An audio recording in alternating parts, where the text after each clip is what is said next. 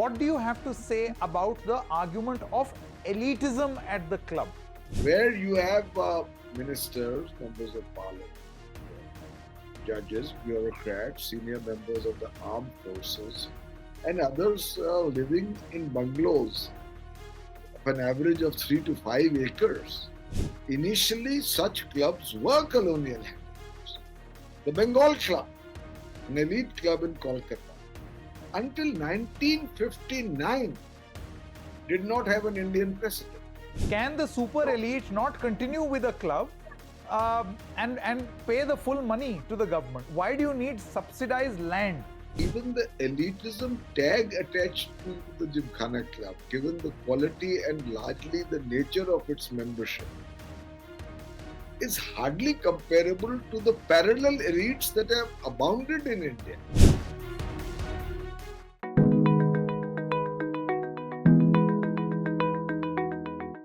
Hello and welcome. My name is Sanket Upadhyay. You're watching me on The Federal. The show is called AI with Sanket. This is the AI of news because news in India today requires not artificial but analytical intelligence.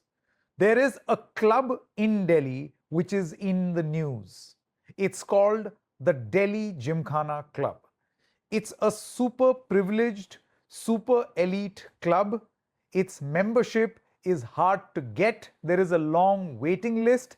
And this is a 27-acre club which is right next to the Prime Minister's residence in the heart of the national capital. Ever since the government decided to give out a circular asking for this club to vacate the compound, vacate the premises, there has been a lot of conversation. On one hand, there are people who say, good riddance. This imperial legacy has to go.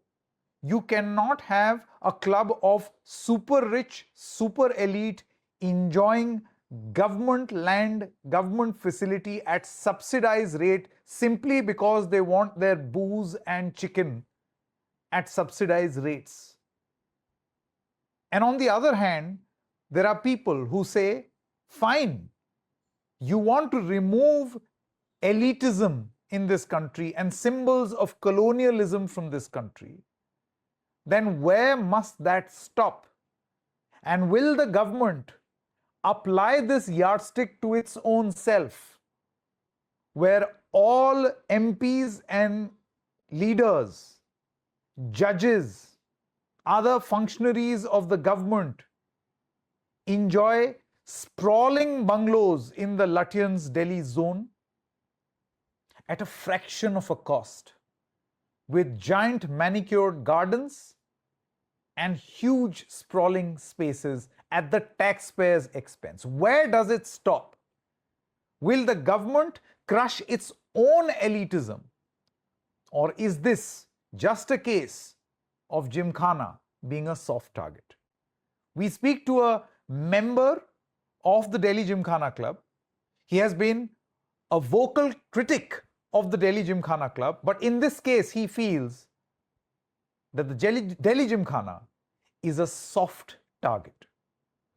Here is an exclusive interaction with Ambassador Pavan Varma, who's also the former Member of Parliament. All right, joining us right now is Ambassador Pavan Varma. He is an esteemed member of the Delhi Gymkhana Club, and I don't know for how long he will remain that member, because the club will cease to exist as the government feels that it is a rich boys and a rich woman's playground at the government's and taxpayers' expense. This is elitism and wokeism at play and all sorts of narratives. So, Ambassador Varma, good afternoon. First of all, your opening comments on what you think about the Delhi Gymkhana Club being shut for good, or at least being moved out from where it is. You see, it's like this. The government is the unquestioned landlord of all leased land. And there is an unquestionable right that vests in it to resume that land. Let's accept that as a basis.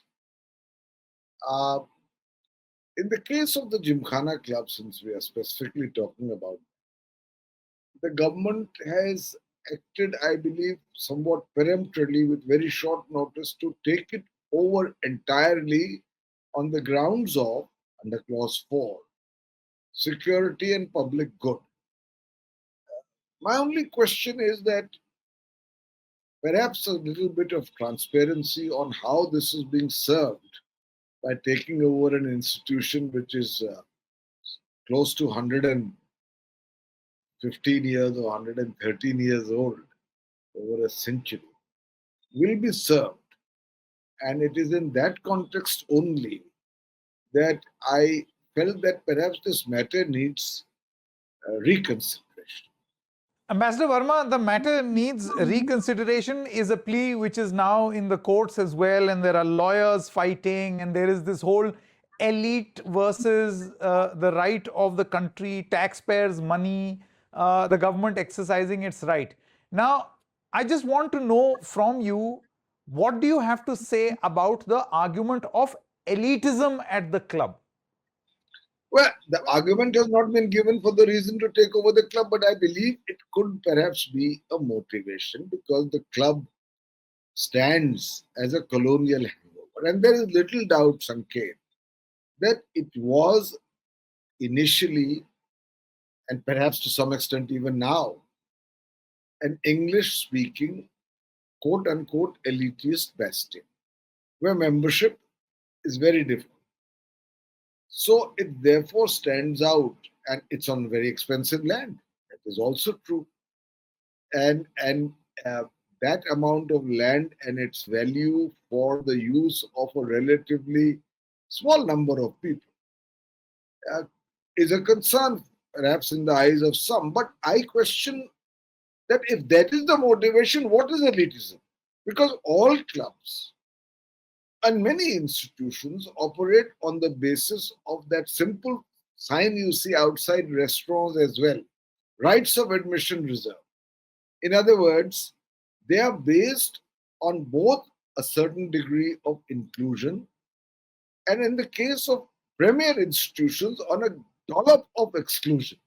In other words, you have to qualify to become a member. You can question the criteria. You can say there should be greater democratization, but all clubs operate on the basis that some belong and some don't. And the Gymkhana Club has done very much that. In fact, the Gymkhana Club, initially conceived and even today by its very structure, is 50% reserved for either civil servants or armed forces people serving or retired. And the remaining 50% is open for membership. And yes, because it's a premier institution, there's a long waiting list, so the elitist tag becomes more pronounced, but it may not be an inherent feature of the club. There is a certain, in fact, the club could expand, but there has been a freeze on the number increase of its membership, which I believe has been put by the courts. Otherwise, there could have been even many more members who would join.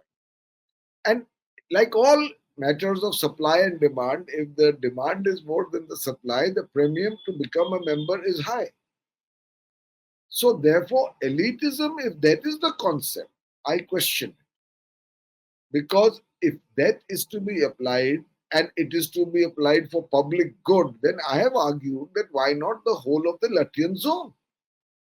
Here you have a situation which was also built by our colonial masters, where you have ministers, members of parliament, judges, bureaucrats, senior members of the armed forces, and others living in bungalows of an average of 3 to 5 acres of land for one family. And this is happening when 50% of Delhi has been officially designated as a slum. So if you are doing it for redevelopment, I would say by all means take Gymkhana Club for social good, but then apply it uniformly for that goal across a zone where very expensive land that can be used, in my view, far more optimally for social good is the monopoly of those who are, in a sense, the new elite. They are the people who make the rules, who implement the laws, who, in a sense, control the narrative, and who decide this is elite and this is not. Because then I say, why stop at Gymkhana Club? We have also a fairly elitist institution by the number of people who are wanting to get in but can't, called the India International Center on Prime Land right next to Lodi Gardens. You have the Habitat Center. You have the Delhi Golf Club. You have the Defense Services Officers Institute in Dholakua, which is also a golf course, occupying dozens upon dozens of acres. You have the Air Force Club, which is also a golf course. And you have the Constitution Club in the heart of Lutyens Delhi on Rafi Marg, which is also based on a form of elitism. Yes, Ambassador Varma, I understand the point that you're making on exclusivity being the norm in clubs, and that cannot be implemented with exclusivity just in the case of Delhi Gymkhana. In fact, there should be inclusion that you want for public good. No, in fact, I was Yeah. talking to you about Sanket that even if exclusivity exists, it is open to scrutiny. I accept that. I was just telling you that I was myself stopped for wearing a formal Indian dress from my point of view in independent India with a huge civilizational cultural heritage and asked to add a Jawahar jacket to what I was wearing. But then I saw people in jeans, gola shoes, and t shirts being allowed to go in, and here I was formally dressed in what I believe to be an entirely acceptable formal Indian attire, and I was stopped, and I very strongly questioned that. In fact, I summoned the secretary of the club. Then I was just a junior officer in the foreign service. And the president of the club, then Admiral Tehliani, I think, wrote to me saying that we agree with your point of view and we will revise the dress committee rules. And after that, they have been revised because I believe in a country like of India's sartorial diversity, there are many definitions of formal wear, and you cannot just say that what was prescribed in a certain period of time as per colonial molds will be allowed. Perhaps you can even, as part of its activities, include more programs on Indian culture, Indian civilization. Uh, I agree with all of that. And I tell you one thing. Initially, such clubs were colonial hangovers. The Bengal Club, an elite club in Kolkata, until 1959 did not have an Indian president or allowed Indian members. And it took 7 years more after that for an Indian to become the president. In Bombay, there was a club which, for many years after independence, had the signs still there, dogs and Indians not allowed. All this needs to change. In Tollygunj, when I went, I was again stopped for wearing what I was wearing in terms of my estimation, formal Indian wear, which was a silk kurta and pajama. Now, many of these things are changing. More could change. I believe a dialogue with the members of the club on how, because now the club is being run by a management committee set up by the government. You have the right to do so. You can have that dialogue. But I feel that entirely throwing the baby out of the bathwater is wrong because of other reasons. There is a reason of heritage. It's 100 years and more old institution. There is the reason of simply environment. You know, in the evening, Sanket, if you sit there at about 5:30, you see the starlings circle the sky. It's a sight to watch. It's because there is greenery, there is space. And in addition, I think for many people from the services, and especially the armed forces, who have spent very arduous times in the interests of the country in very hostile situations, risking their lives, here is a place where they can go, meet with other fellow officers at affordable prices. They can't go to chambers, they can't go to five-star hotels, they can't go to Belvedere. Here, the food is cheap, the drinks are cheap, they can meet, there are sports facilities which they can afford. And these are our armed forces. And some of our top generals and others have been part of the club. So I suggest, my appeal to the government is that instead of such a drastic action, there could be via medias, modus vivendi, a middle path, where you preserve the institution but make such changes on the basis of a dialogue, which may be, by your estimation, make it more congruent with the new India that you have in mind. And I fully agree that some of the colonial hangover needs to be scrutinized. Because colonization is not about physical subjugation only, it's about colonization of the mind. अब ऐसी situation भी Gymkhana club में होती थी कि you were admitted apart from other things only by the fluency and accent with which you spoke English. यानी अगर आप हिंदी में बात कर रहे हैं तो शायद आपकी मेंबरशिप भी क्वेश्चन में आ जाए. All this needs to go. I've written a book on this called Becoming Indian, The Unfinished Revolution of Culture and Identity.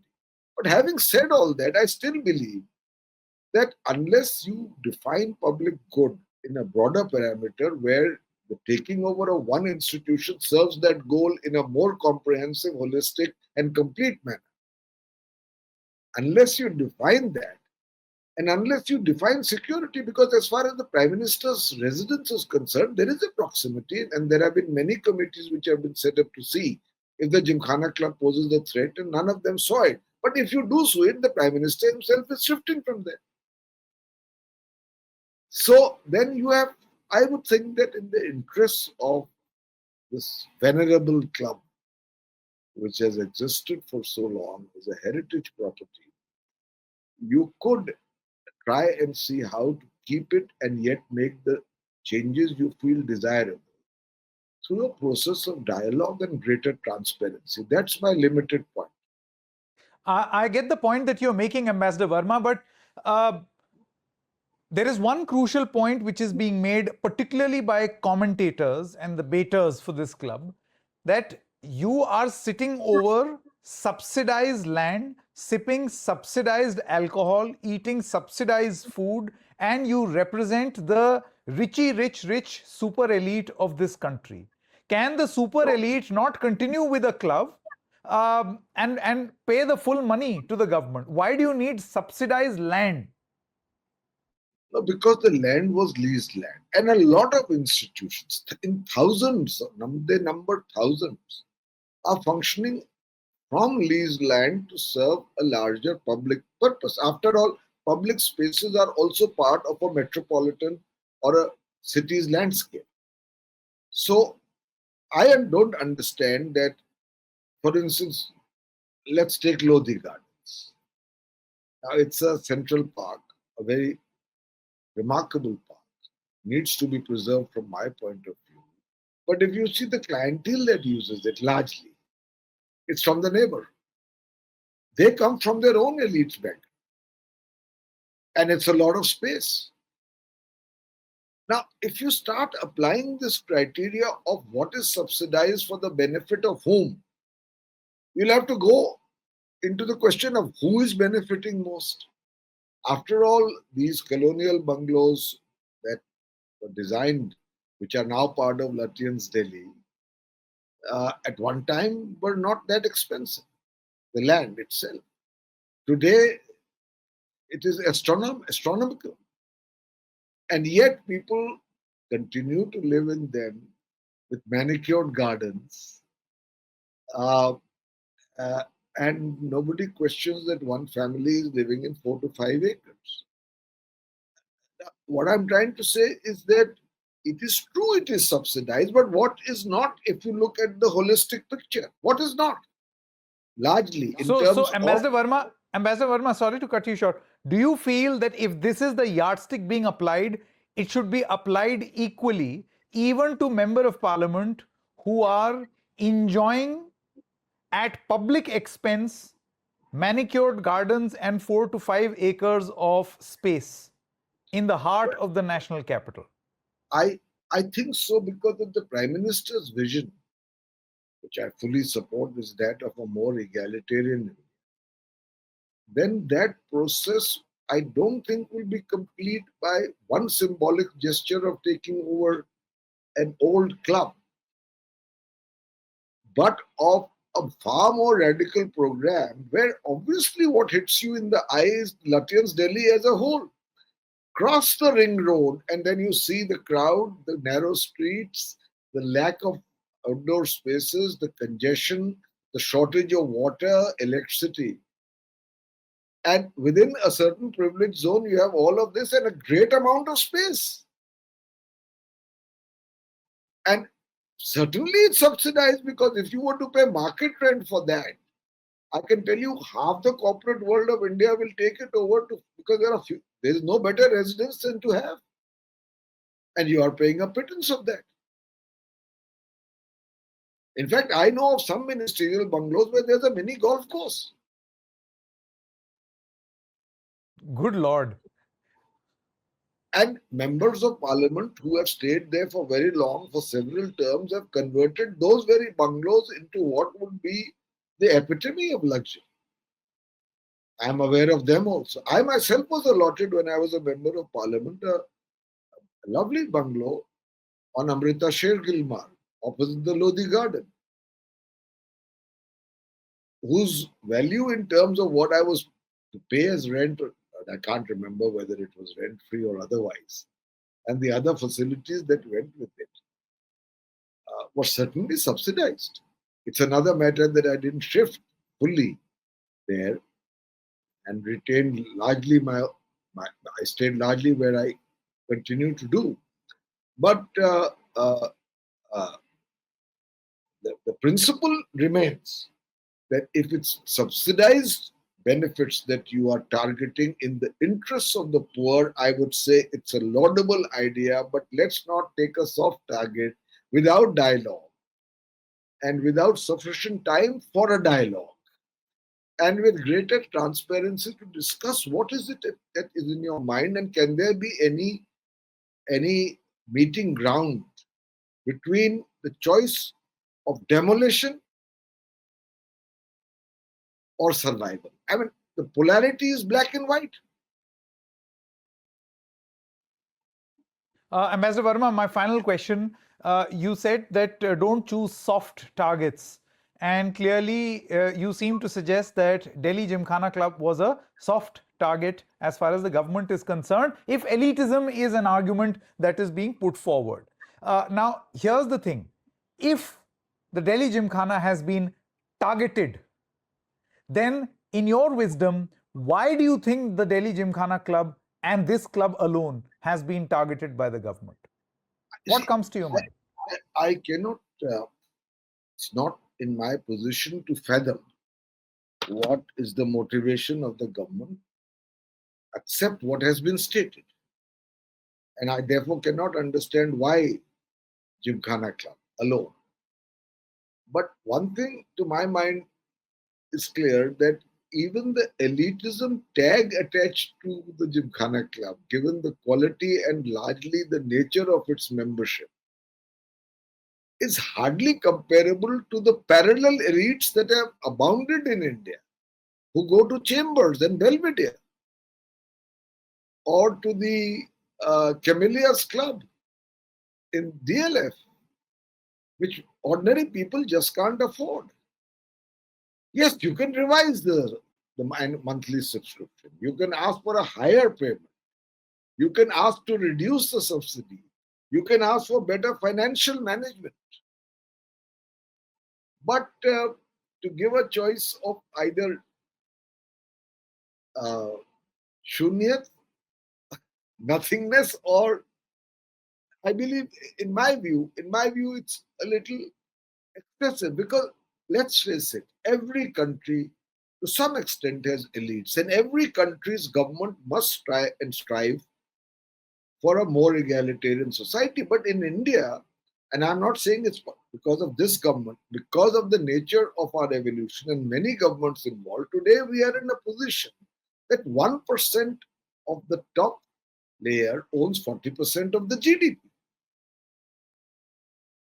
Mumbai is 50% also officially designated as a slum, and you know the kind of mansions that exist there of the rich, including that of a particular corporate giant where people stand outside watching with both envy and with the hope that they may become one day this, and also with a sense of deprivation. अब ये तो हकीकत है ना भारत की, हिंदुस्तान की, उसको बदलना भी जरूरी है. मेरा ये सवाल है कि जिमखाना क्लब को लेकर के अगर आप एक शुरुआत कर रहे हैं इस मुहिम के लिए तो जरूर लीजिए, पर एक ही टारगेट ना. Fair enough. Thank you very much, Ambassador Varma, for putting forward your views. Thank you. Let's just hope that some decision is taken, or at least a sound logic is given. And in this situation of building a society that is equal, and equality means equal, will all the privileged MPs give up their bungalows, or will be forced to give up their bungalows, and we will have the ridge forest expand again all over the Lutyens bungalow zone, if wishes were horses. Thank you very much, sir. Thank you. Always a pleasure, Sanket. Thank you so much. Thank you, sir.